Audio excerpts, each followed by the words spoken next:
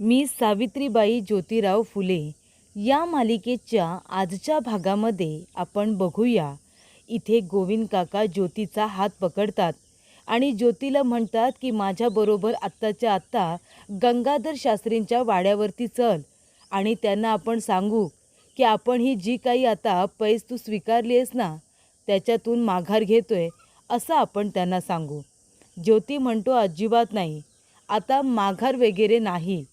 मी त्यांना शब्द दिलाय आणि मी माझा शब्द पूर्ण करणार आहे. तेव्हा इथे रखमा म्हणत असते, ज्योती जा बाबा जा. अरे कशाला उगाच त्यांच्याबरोबर वैर घ्यायचं, जा बाबा माघार घेऊन ये. तेव्हा इथे ज्योती नाहीच म्हणत असतो. तेव्हा इथे राजाराम दादा म्हणत असतात, ज्योती अरे कशाला त्यांच्याबरोबर वैर घ्यायचं. अरे तुला शिकायचं आहे ना, तू शिक ना, तुला हवं तेवढं शिक, आमची ना नाही. आता तुला घरातून परवानगी मिळाली ना, पण अरे त्यांच्याबरोबर पैज वगैरे लावू नकोस. अशाने काय होईल, अशाने आपण सगळ्यांच्या नजरेत येऊ, आपला धंदा बसल, आपल्याकडनं फुलं कोण घेणार मग. तेव्हा इथे आता दादा म्हणत असतात, अरे बाबा ज्योती कशाला पोटावरती पाय आणतोस रे बाबा, झालं गेलं सगळं विसरून जा आणि जा ना जाऊन माघार घे. माघार घेतल्यामुळे कुणीही छोटा होत नाही. तेव्हा ज्योती म्हणतो, मी आता माघार घेणार नाही आहे. त्यांनी मला पैज घ्यायला लावली ना आणि ती पैज मी स्वीकारलेली आहे. त्यामुळे आता मी स्वतःला सिद्ध केल्याशिवाय राहणार नाही म्हणजे नाही, असं प्रेक्षकांनो इथे आता ज्योती म्हणत असतो. तेव्हा प्रेक्षकांनो बोलून झाल्यानंतर ज्योती आपल्या खोलीमध्ये आलेला असतो. तेव्हा त्याच्या मागोमाग इथे सावित्रीसुद्धा येते. सावित्री आल्यानंतर सगळ्यात आधी त्याला पाणी प्यायला देते आणि म्हणत असते, आवं पाणी घ्या ना. तेव्हा ज्योती तिच्या हातातून पाण्याचा ग्लास घेतो, पाणी पितो आणि तो म्हणत असतो की सावित्री तू सांग बरं, माझं काही चुकलं का. इथे आता दादा उगाचच पराचा कावळा करतात. अगं ते म्हणालेत ना की 7वीची परीक्षा उत्तीर्ण करून दाखव म्हणून, आणि ते सुद्धा अव्वल गुणांनी. मग मी करेन ना. दादांना माझ्यावरती विश्वास नाही आहे का, आणि त्याच्यामध्ये अण्णासुद्धा आहेतच पराचा कावळा करायला. मी जणू काही इकडचं जग तिकडे केलं आहे, तसा मी इकडचा पर्वत तिकडे उचलून ठेवलं आहे की काय, असं त्यांना वाटतं आहे. एवढं काय झालं मी जर ही पैज मी स्वीकारले तर. तेव्हा इथे सावित्री म्हणत असते, हो हनुमानासारखं. हनुमान नाही का इकडचं पर्वत तिकडे उचलून ठेवत, बरोबर ना. तेव्हा इथे आता सावित्री म्हणत असते, आवो हसा की आता, आता का नाही हसत. तो म्हणत असतो, सावित्री काय करतेस तू. तेव्हा सावित्री म्हणते, हसायला येत असेल ना तरी बी हसणार नाही. त्याला ती गुदुगल्या करत असते आणि ज्योतीला सावित्री हसायला सांगत असते. पण तो इतका रागवलेला असतो की त्याला आता हसायला सुद्धा येत नाही. तेव्हा सावित्री म्हणते, आवं काय करताय तुम्ही, दादा आणि अण्णा जे काही बोलले ते मनाला लावून घेऊ नका. तेव्हा ज्योती म्हणतो, सावित्री तुलासुद्धा असंच वाटते का गं की मी ही पैस स्वीकारून खूप मोठी चूक केले. गंगाधर शास्त्रींबरोबर जे काही बोलणं झालं ते तुलाही कळलं, मग तरीसुद्धा तू मला काहीच बोलत नाही आहेस, काहीच विचारत नाही आहेस. मी जे केलं ते बरोबर की चूक. तेव्हा सावित्री म्हणते, मालक तुम्ही जे काही कराल ना ते बरोबरच कराल आणि सगळं विचार करूनच कराल. माझा तुमच्यावरती पूर्ण विश्वास आहे. तुम्ही ही पैसे स्वीकारले ना त्याच्यामागे सुद्धा नक्कीच काहीतरी उद्देश असेल, म्हणून तर तुम्ही इथे आता 7वीची परीक्षा देणार आणि ती अव्वल गुणांनी उत्तीर्ण होणार असं तुम्ही आता बोललात, बरोबर ना. मग तुम्ही ते करून दाखवणारच. तेव्हा इथे ज्योती म्हणत असतो, सावित्री अगदी बरोबर बोललीस तू. अगं दादा आणि अण्णा ह्या दोघांना कळत नाही आहे, मला मिळालेली एक संधी आहे. म्हणजे मला गंगाधर शास्त्री यांच्यासमोर हे सिद्ध करायचं आहे की शिक्षणावरती कुणा एका जातीचं वर्चस्व नाही आहे, कुणा एका लोकांचं वर्चस्व नाही आहे, तर शिक्षण हे समानाची म्हणजे अगदी समानतेची सगळ्यांना वागणूक देतं आणि ते शिक्षण घेण्याचा सगळ्यांना अधिकार आहे. आज मी शिकलो तर माझ्या मागे कितीतरी मुलं अजून शिकतील, हे दादांना का कळत नाही आहे. तेव्हा सावित्री म्हणते, तुम्ही शिका, तुम्ही अभ्यासाला सुरुवात करा. मला माहिती आहे तुम्ही 7वीची परीक्षा अव्वल गुणांनीच उत्तीर्ण होणार. त्यानंतर प्रेक्षकांनो इथे आता राणोजी आलेला असतो. तेव्हा रखमा म्हणत असते, घ्यावं जेवायला बसा.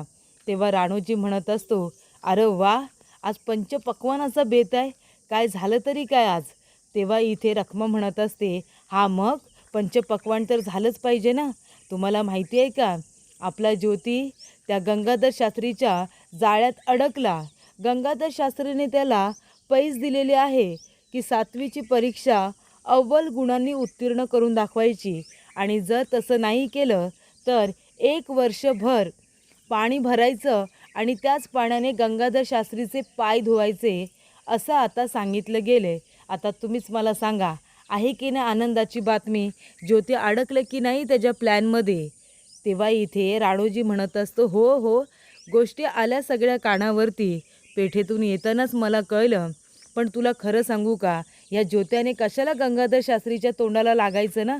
ते म्हणते जाऊ दे, त्याला सवयच आहे सगळ्या गोष्टी अंगावरती ओढून घ्यायची. काय करायचं ते करू दे, आपलं आपण चांगलं करून घ्यायचं. तेव्हा इथे आता रखमा ही तिच्या नवऱ्याला भडकवत असते, तर चिमणा येते आणि म्हणत असते दादांना, हे बघा, मी ज्योतीला आणि त्या दोघांनासुद्धा बोलावलं आहे, पण तुम्ही त्याच्याबरोबर नीट बोला, प्रेमाने सांगा त्याला. प्रेमाने बोललं ना की ज्योती ऐकतो. त्यानंतर इथे ज्योती आलेला असतो. तेव्हा दादा म्हणतात की ज्योत्या, सकाळी मी तुला जरा जास्तच बोललो ना, तुला वाईट वाटलं असेल. तेव्हा ज्योती म्हणतो, नाही दादा, अहो तुमच्या बोलण्याचा मला राग येईल का किंवा वाईट वाटेल का, असं काही झालेलं नाही आहे. तेव्हा इथे दादा म्हणतात, मग काय ठरवले सांगा बरं. मग आता तुम्ही काय ठरवलं आहे, माघार घेणार ना ज्योती? तेव्हा इथे चिमणा म्हणत असते, अरे ज्योती, अरे बाबा कशाला पाहिजे ती पैजबीज, तुला शिकायचं आहे ना, तू शिक. तू अव्वल गुणांनी इथे उत्तीर्ण हो, आम्हाला आनंदच होईल. पण त्या गंगाधर शास्त्रींबरोबर आहे ना, तुला पैज वगैरे लावायची गरज नाही. माघार घेतली तर कुणी छोटा नाही होत ज्योती. तेव्हा इथे राणोजी म्हणत असतो, पण खरं सांगू का रखमा, आता आपल्याला एक काम करायचं आहे. याच्यामध्ये आता ज्योतीला शिक्षणापासून कसं लांब ठेवता येईल, म्हणजे जेणेकरून आपण ज्या जमिनीवरती आपला हक्क सांगतोय ना, ते त्या ज्योत्याला कळता कामा नये. ती म्हणते, अहो या बासुंदीला मी का बनवली आहे तुम्हाला माहिती आहे का? गंगाधर शास्त्रींनी वाड्यावरून निरोप पाठवलाय. माणूस आला होता निरोप घेऊन, तुम्हाला गंगाधर शास्त्रींनी वाड्यावरती बोलावली आहे. तो म्हणतो, काय? गंगाधर शास्त्रींनी मला वाड्यावरून निरोप पाठवलाय? अगं त्यांच्या वाड्यावरून निरोप येणं म्हणजे साधीसुधी गोष्ट नाही, खूप मानाची गोष्ट आहे. उद्या सकाळ सकाळ जातो पहाटेच. ती म्हणते, आव सकाळी पहाटे? तो म्हणतो, मग काय करू, रातच्याला जाऊन बसू का? ती म्हणते, दुपारच्याला बोलावलंय. सूर्य जेव्हा डोक्यावरती येतो ना पूर्णपणे, त्याच्यानंतरच ते सगळ्यांना भेटतात, मग दुपारच्याला भेटतील. तेव्हा ते म्हणत असतात, बरं बरं ठीक आहे, दुपारी लवकरच जातो. त्यानंतर इथे आता दादा म्हणत असतात की चल ज्योती, तू जर माघार घेत असशील तर आपण गंगाधर शास्त्रींच्या वाड्यावरती जाऊ, त्यांना समजावून सांगेन, मी हातापाया जोडेन आणि माघार घेईन. अहो सुनबाई, तुम्ही बायको आहेसा, तुम्ही तरी समजवा. तेव्हा सावित्री म्हणते, दादा माफ करा, पण त्यांनी अभ्यास सुरू केला आहे. तेव्हा इथे दादा म्हणत असतात, वय ते तर दिसतंयच ना, अभ्यास सुरू केला ते. पण आता देवा, तेच तर म्हणतोय ना मी, अभ्यास करू द्या त्याला, पण पैज वगैरे नको. त्याच्यातून आपण माघार घ्यायची, उगाच कशाला लोकांच्या नजरेत यायचं. तेव्हा इथे त्यांनी माफी मागायची आणि माघार घ्यायचं. तेव्हा इथे सावित्री म्हणत असते की दादा माफ करा, मला लहान तोंडी मोठा घास घेते असं तुम्हाला वाटेल, पण आता त्यांनी ही पैज स्वीकारली ना, मग त्यांना अभ्यास करू दे ना, आपण त्यांच्यावरती विश्वास ठेवू. जर ते अव्वल गुणांनी पास झाले तर चांगली गोष्ट नाही आहे का? आपण तिथे गेलो, त्यांच्या हातापाया पडलो, त्यांच्या पायावरती नाक घासलं, तर मग काय होईल? सगळीकडे यांचं हसच होईल ना, आपली इज्जतच जाईल ना, की चॅलेंज स्वीकारलं पण ते काही पूर्ण केलं नाही. तेव्हा इथे दादा म्हणत असतात, हो का, आता तुम्ही पण त्यांच्याच बाजूने बोलणार का? हे बघा सुनबाई, माफी मागून कुणी लहान होत नाही, लोक काय सगळेजण विसरून जातात थोड्या दिवसात. तेव्हा सावित्री म्हणते, हो दादा, पण हे नाही विसरणार ना, यांच्या मनातून ते नाही जाणार. त्यांना असं वाटेल की मी प्रयत्नसुद्धा केले नाही आणि मी जाऊन माफी मागितली, ते त्यांच्या मनामध्ये सारखं खात राहील. तेव्हा मी काय म्हणते, विनंती करते सगळ्यांना, आता जे काही झालं ते सगळं विसरून जाऊ द्या आणि त्यांनी पैज घेतले ना, त्यांना अभ्यास करू द्या आणि अव्वल गुण मिळवू द्या ना. आपण सगळेजण त्यांच्या पाठीशी खंबीरपणे उभे राहूया, त्यांना आपण बळ देऊया अभ्यासासाठी. तेव्हा इथे दादा म्हणत असतात की तुला काय वाटतं ज्योती, काय बोलतोयस तू? चिमणा म्हणते, बाबा तू सांग काय ते, आम्हाला हिच्या तोंडून आता ऐकायचं नाही आहे. तेव्हा ज्योती म्हणत असतो, दादा आई, गंगाधर शास्त्री यांना दिलेली पैज मी मान्य केली, त्यामुळे आता मी 7वीचा अभ्यास करणार आहे आणि उत्तीर्ण होणार म्हणजे होणार, ते सुद्धा अव्वल गुणांनी, हे माझं ठरलेलं आहे. तेव्हा इथे दादा म्हणत असतात, चला यांच्याजवळ बोलण्यात काही अर्थच नाही आहे, चला म्हातारपणामध्ये आपल्याला हे काय भोगायला लावणार आहेत आता काय माहिती. तेव्हा जिमणा म्हणत असते, काय गं बाई, बायको आहेस ना तू, नवऱ्याच्या होला हो करतेस, काय बरं वाईट कळत नाही का तुला, चांगली बाई आहेस बाई तू. आणि चिमणा आता रागानेच तिथून निघून जाते. तेव्हा इथे सावित्रीला खूप वाईट वाटतं आपल्या सासू सासऱ्यांचं.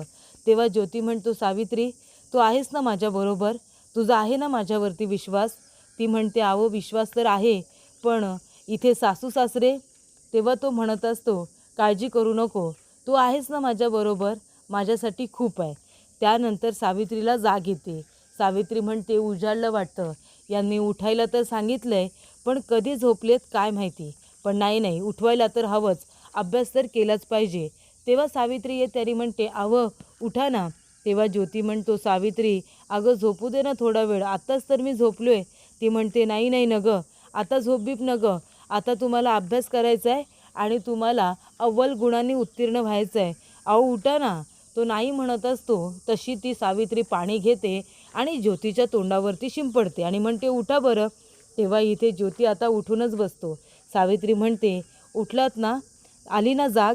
तेव्हा तो म्हणत असतो, झोप तर खूप आली होती मला, उठायलाच होत नव्हतं, थोडा वेळ झोपलो असतो, पण नाही, बरोबर बोलीस तू, आता झोपायचं नाही आहे, बरं झालं उठवलंस, आता मी आवरतो आणि अभ्यासाला बसतो. आणि अशा हेतूने प्रेक्षकांनो, इथे आता ज्योती आवरून येतो आणि अभ्यासाला बसत असतो. तोपर्यंत सावित्री दिव्यामध्ये तेल टाकते आणि वातसुद्धा वाढून ठेवते ज्योतीला अभ्यासासाठी.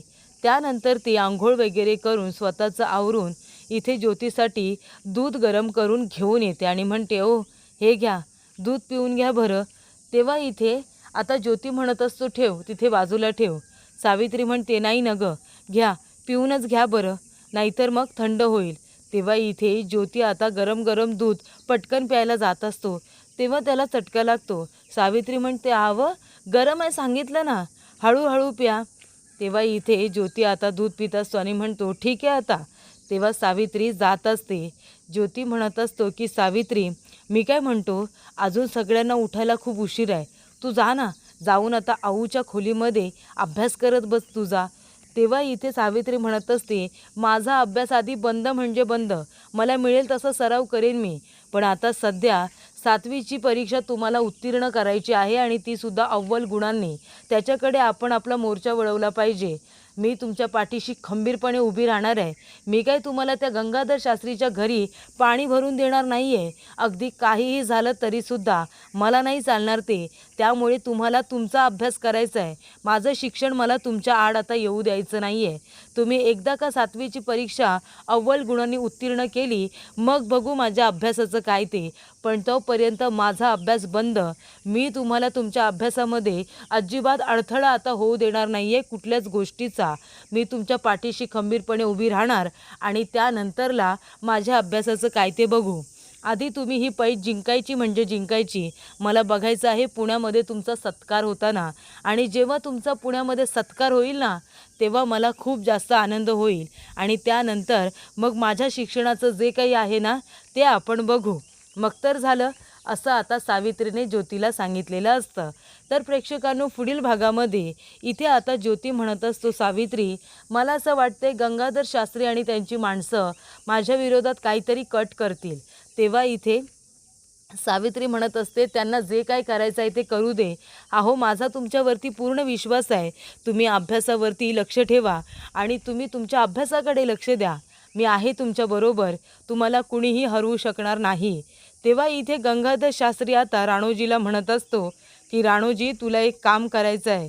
अरे ती जमीन आहे ना, त्याच्यावरती आता तू तुझा हक्क दाखव आणि वाटणी माग आणि वाटणी मागितलीस ना की काय होईल, घरातलं वातावरण विस्कळीत होईल आणि रोज काही ना काहीतरी भांडण उकरून काढायचं, रोज काहीतरी अशा गोष्टी करायच्या ज्याने त्या ज्योतीचा अभ्यास होता कामा नये. तोही पैज हरला पाहिजे आणि तो 7वीची परीक्षा उत्तीर्ण नाही झाला पाहिजे, असं तुला करायचं आहे. तेव्हा इथे राणोजी म्हणत असतो की 2 दिवसांमध्ये इथे आता वाटण्या करायच्या म्हणजे करायच्या, मला माझी वाटणी मिळाली पाहिजे. तेव्हा ज्योती म्हणतो आणि माझा अभ्यास, तो म्हणतो अभ्यास कर नंतर, आधी जमिनीची मोजणी होणार आणि आधी मला माझा वाटा द्यायचा आणि मग तू तुझा अभ्यास करत बस, असं इथे आता राणोजीने ज्योतीला सांगितलेलं असतं.